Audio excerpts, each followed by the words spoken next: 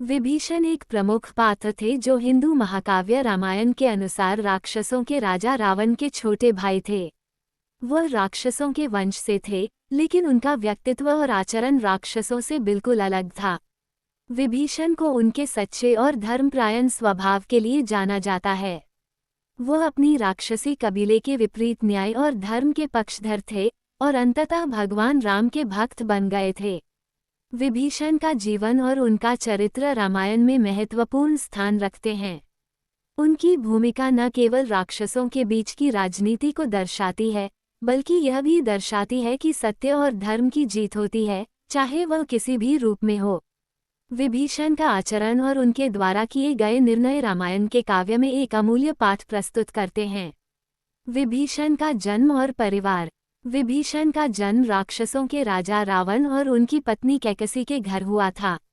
रावण की तरह विभीषण भी एक शक्तिशाली राक्षस था, लेकिन उसकी प्रवृत्तियां और विचार राक्षसों के आम स्वभाव से भिन्न थे। रावण के 4 अन्य भाई थे, कुंभकर्ण, विभीषण, कुंभी और शर्व। इन सभी भाइयों में विभीषण सबसे अलग थे। जबकि रावण और उनके अन्य भाई शक्ति और क्रूरता के प्रतीक थे, विभीषण धार्मिकता और सत्य के प्रतीक थे। विभीषण का आचार और धार्मिकता। विभीषण के व्यक्तित्व में धर्म, सत्य और न्याय के प्रति गहरी श्रद्धा थी। वो किसी भी स्थिति में असत्य और अधर्म का समर्थन नहीं करते थे। उनका जीवन इस बात का उदाहरण था कि मनुष्य या राक्षस, चाहे जैसे भी हो, यदि वह धर्म के मार्ग पर चलता है तो उसका मार्गदर्शन स्वयं भगवान करते हैं। विभीषण ने हमेशा रावण से अपने आचरण को सुधारने की कोशिश की थी, लेकिन रावण ने उनकी सलाह को कभी गंभीरता से नहीं लिया। रामायण के अनुसार रावण के राक्षसी व्यवहार और उसकी बुराइयों को लेकर विभीषण हमेशा चिंतित रहते थे। विभीषण का मानना था कि रावण को अपनी गलती समझकर भगवान राम से माफी मांगनी चाहिए, लेकिन रावण ने अपनी अहंकारिता के कारण विभीषण की सलाह को नजरअंदाज किया। विभीषण का रावण से विरोध और राम के पक्ष में समर्थन।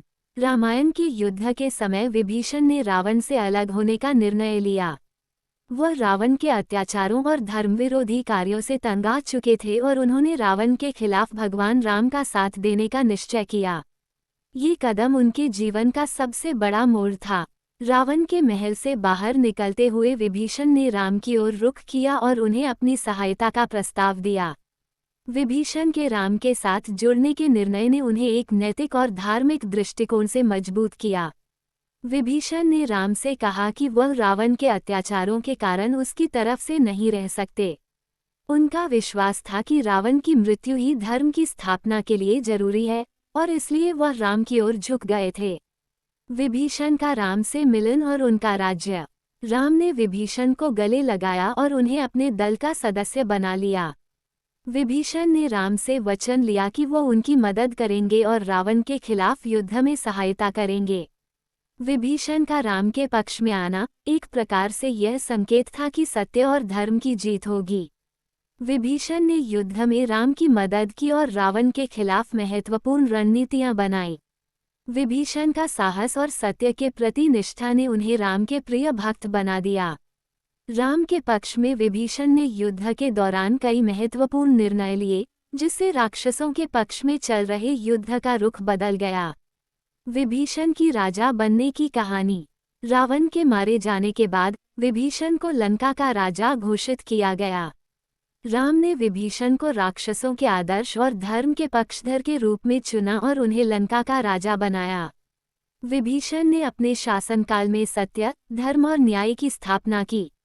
उनका शासनकाल शांतिपूर्ण और समृद्ध था। विभीषण का महत्वपूर्ण योगदान। विभीषण का सबसे बड़ा योगदान ये था कि उन्होंने सत्य और धर्म के मार्ग पर चलने का उदाहरण प्रस्तुत किया। उनका यह निर्णय कि वह रावण से अलग हो जाएंगे और राम का पक्ष लेंगे, ये दर्शाता है कि व्यक्ति को कभी भी किसी बुरे या अधर्मी शक्ति के पक्ष में नहीं खड़ा होना चाहिए, चाहे वह उसका सगा भाई ही क्यों न हो। उनकी निष्ठा और कर्तव्यपरायणता ने ये सिद्ध कर दिया कि धर्म और सत्य के पक्ष में खड़ा व्यक्ति अंततः विजयी होता है। विभीषण का चरित्र ये भी दर्शाता है कि एक व्यक्ति चाहे किसी भी प्रकार का जन्म ले, वह अपने कर्मों से महान बन सकता है। निष्कर्ष। विभीषण का जीवन एक प्रेरणा है। उन्होंने ये साबित किया कि व्यक्ति की पहचान उसकी नीयत और कर्मों से होती है, न कि उसके जन्म या समाज से। रावण जैसे अत्याचारी भाई से उनका अलग हो जाना और राम के पक्ष में खड़ा होना ये सिद्ध करता है कि सच्चे आदर्शों के लिए किसी भी प्रकार की बलिदान देने में कोई हिचकिचाहट नहीं होनी चाहिए।